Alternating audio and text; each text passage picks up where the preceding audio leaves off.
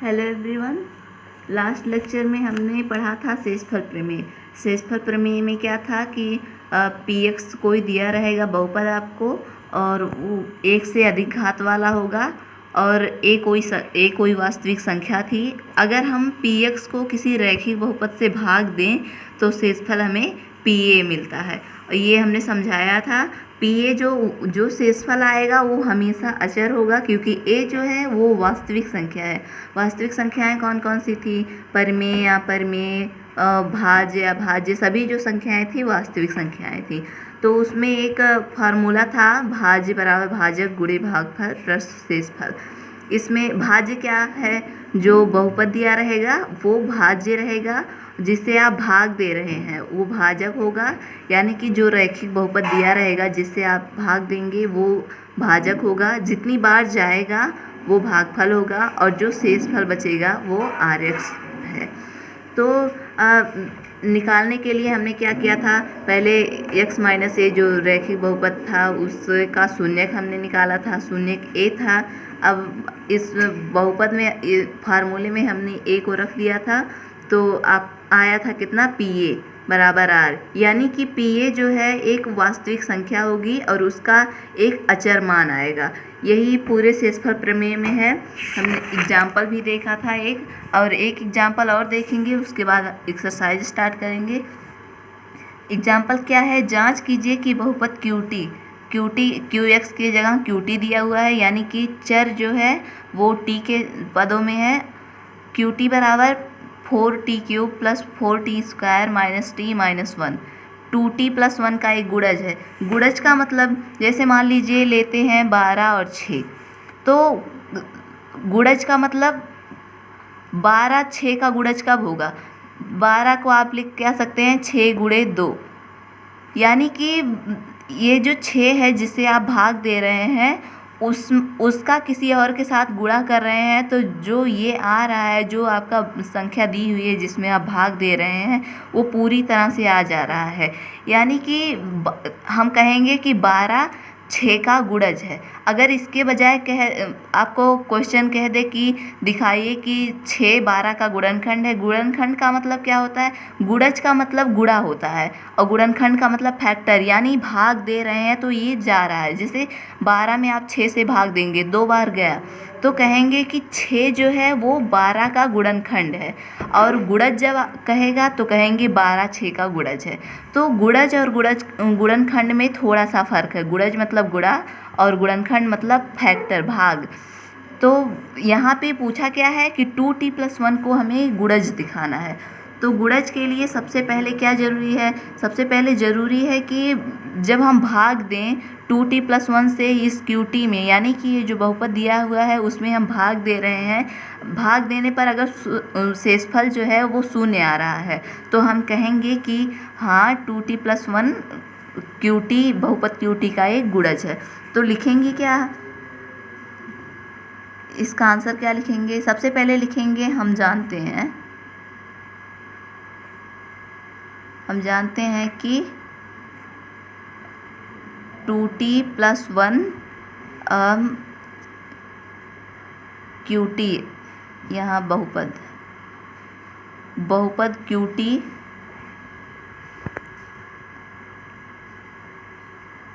का गुणनखंड तभी होगा जब 2t प्लस 1 से QT में भाग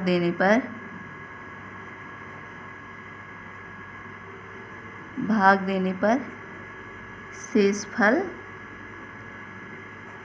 0 होता है। तो इसके लिए क्या करेंगे?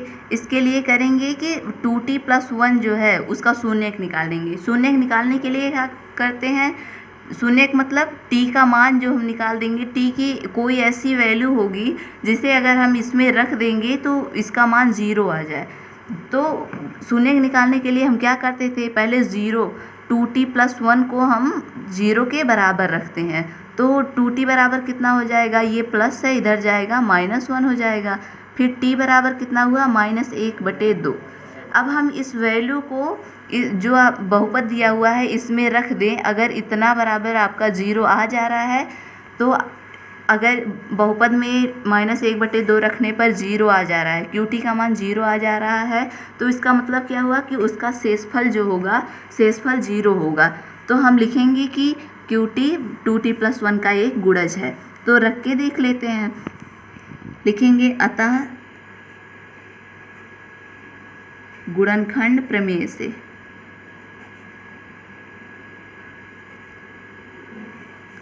वैल्यू रखेंगे t की, यहाँ QT बराबर दिया हो तो t की वैल्यू रखेंगे। t की वैल्यू कितना आया है -1/2। फिर 4t³ वहाँ पे है, t का मान रखेंगे और +4t² की जगह पे -1/2, फिर -1/2 और प्लस -1। इसको हम सॉल्व करेंगे तो ये माइनस, अब जब विषम घात होती है माइनस पे तो कितना आता है, माइनस हमारा आता है। तो ये माइनस होगा, -1/2 दूनी 4 दूनी 8, प्लस ये कितना हुआ, इस पे स्क्वायर है तो ये माइनस माइनस का प्लस हो जाएगा। 4 × 2 1/2 दूनी 4, माइनस माइनस है और ये माइनस बाहर आएगा, कितना होगा, प्लस होगा। 1/2 -1, ये कैंसिल हो जाएगा तो बचे, और इससे काट देंगे 4 दूनी 8, बचा क्या, -1/2 प्लस 1 प्लस 1/2 -1/, यहाँ प्लस है यहाँ माइनस, ये भी कैंसिल, यहाँ माइनस है यहाँ प्लस, ये भी कैंसिल, यानी कि 0। तो QT बराबर आया कितना, 0 आया। तो आप क्या लिखेंगे, अतः QT को 2t+1 से भाग देने पर शेषफल 0 होता है। आप इस तरह से करने के बजाय अगर डायरेक्ट भाग दीजिए, 2t+1 से इसमें भाग देंगे तो भी शेषफल कितना आएगा, 0 आएगा। तो लिखेंगे अतः QT को QT मतलब बहुपद को 2t+1 से भाग देने पर शेषफल कितना आता है, 0 आता है। इसका मतलब क्या हुआ कि बहुपद, अतः लिखेंगे अतः बहुपद QT 2t+1 का गुणज है। ये हुआ आपका आंसर। फिर हम एक्सरसाइज 2.3 देखते हैं। इसमें फर्स्ट क्वेश्चन है x³ + 3x² + 3x + 1, इसको हम मान लेंगे QX। जैसे यहाँ पे t में दिया हुआ था बहुपद तो QT बराबर दिया हुआ था, यहाँ x में बहुपद है तो हम इसको मान लेंगे QX बराबर इतना, को निम्नलिखित से भाग देने पर शेषफल निकालना है। पहले आप इससे भाग देंगे, फिर शेषफल कुछ आएगा, इससे देंगे, अलग अलग देंगे। तो हम एक दे के देखते हैं। पहला QX बराबर कितना है, QX बराबर है x³ + 3x² + 3x², उसके बाद +3x + 1 भाग किसे देना, पहला वाला लेते हैं, किससे देना है भाग, x + 1 से। तो हम x + 1 से भाग देते हैं, x³ + 3x²। भाग वो तो आप 8 में भी दिए होंगे, 7 में भी दिए होंगे, तो ये भाग वैसे ही रहेगा। शेषफल निकालना है आपको सिर्फ, और आप चाहें तो इस विधि से भी, जो शेषफल प्रमेय बताया गया था उससे भी आप पहले x + 1 जो दिया हुआ है उसका शून्यक निकाल लीजिए। शून्यक कितना आएगा, इसको जब x + 1 बराबर 0 के बराबर रखेंगे तो x बराबर -1, इसको आप इस पूरे बहुपद में रख देंगे, जितना आएगा वही आपका शेषफल होगा। तो हम एक बार ऐसे देख लेते हैं। सबसे पहले यहाँ देख रहे हैं, भाग देने के लिए सबसे पहले ज़रूरी है जिससे आप भाग दे रहे हैं उसमें जो सबसे बड़ी घात वाली है, यानी कि यहाँ पे सबसे बड़ी घात कितनी है, 1 है, x है, x के साथ में कोई भी गुणांक नहीं लगा होना चाहिए। तो यहाँ तो कोई गुणांक नहीं है, तो x + 1 है और यहाँ x³ से स्टार्ट है, तो यहाँ एक एक कटना चाहिए। तो यहाँ पे 1 घात है, यहाँ पे 3, तो हम x² बार पहले ले जाएंगे।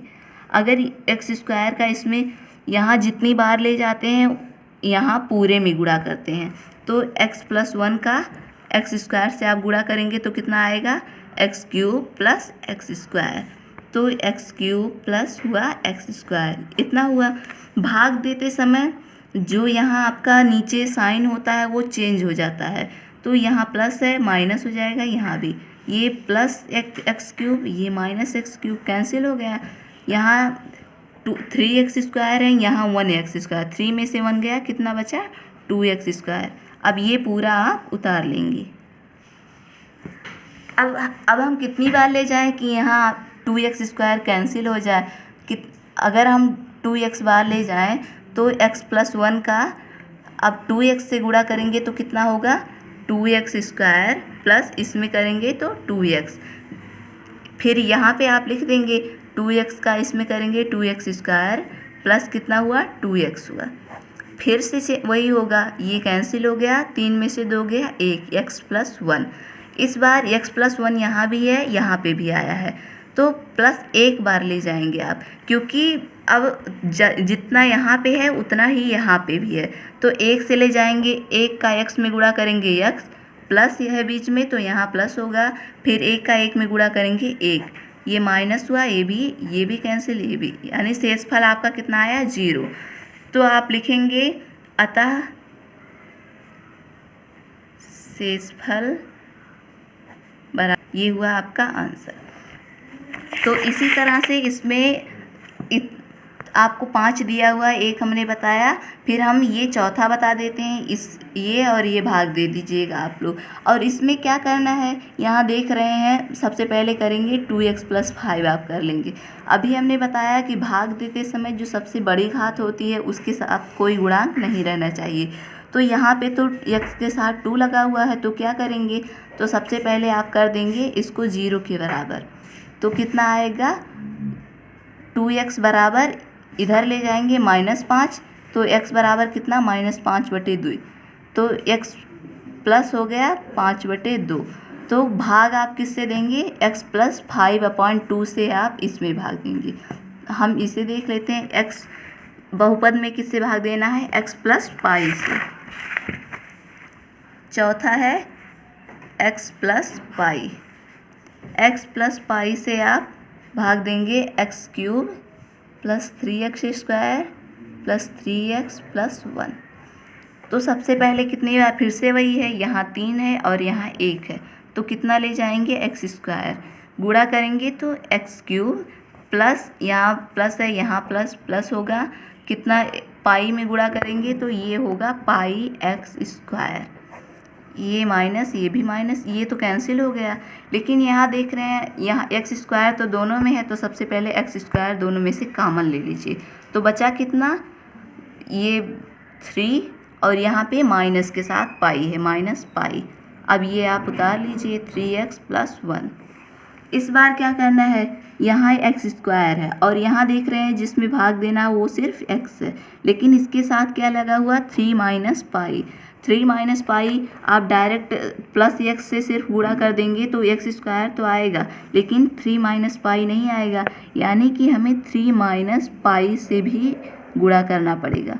अब 3 माइनस पाई x से हम इसमें गुणा करके देखते हैं, 3 माइनस पाई x का हम x प्लस पाई में गुणा करते हैं, इसको ऐसे ही रहने देंगे। 3 माइनस पाई इसका करेंगे तो ये एक्स स्क्वायर, फिर इस पूरे का इसमें करेंगे तो कितना आएगा 3 माइनस पाई और ये पाई एक्स होगा, तो कितना यहाँ पे रखेंगे 3 माइनस पाई एक्स स्क्वायर, और बचा क्या, ये पाई का अंदर गुणा कर देंगे आप तो कितना 3 पाई, इसका कितना हो जाएगा 3 pi minus pi square, x को बाहर ही रहने देंगे तो पाई स्क्वायर और एक्स। फिर से चेंज होगा, ये तो कैंसिल हो जाएगा, सेम है, सिर्फ यहाँ प्लस है यहाँ माइनस, और यहाँ क्या करेंगे, यहाँ पे एक्स एक्स दोनों में से कॉमन हो जाएगा तो बचेगा कितना, यहाँ 3 बचा, यहाँ माइनस 3 पाई और माइनस माइनस का प्लस पाई स्क्वायर, ये एक्स हुआ, और प्लस 1 ये आप उतार लेंगे। अब क्या करना है, प्लस 1 तो है, अब यहाँ पे आप क्या करेंगे, इतना x तो है ही, यानी हमें x बार नहीं ले जाना, इस बार x के आगे कितना गुणांक लगा हुआ है इतना, तो आप इतनी बार ले जाएंगे 3 minus 3 pi plus pi square. इसका गुणा करेंगे इसमें तो इतना आएगा कितना 3 minus 3 pi plus pi square, इसके साथ x भी आएगा, प्लस इसमें गुणा करेंगे पाई का तो कितना होगा, पाई का गुणा करेंगे 3 पाई, फिर माइनस इसमें करेंगे तो 3 पाई स्क्वायर, फिर प्लस पाई क्यूब। ये माइनस हुआ, ये माइनस हुआ, ये तो कैंसिल हो गया सेम, और ये होगा आपका माइनस के साथ, इसमें बाहर माइनस लगा, इसका मतलब सारे अंदर के सारे पदों में आपका माइनस से गुणा होगा। तो माइनस 3 पाई माइनस था, यहाँ प्लस हो जाएगा, 3 पाई स्क्वायर यहाँ प्लस है तो यहाँ माइनस पाई क्यूब, और प्लस 1 ये कटा नहीं है तो ये, यानी कि आपका शेषफल इसमें कितना बचा, इतना। तो आप लिखेंगे अतः शेषफल बराबर कितना हुआ, minus 3 pi plus 3 pi square minus pi cube plus 1, ये हुआ आपका आंसर। तो क्या करेंगे आप, दूसरा, तीसरा और ये 5वां लगाइएगा।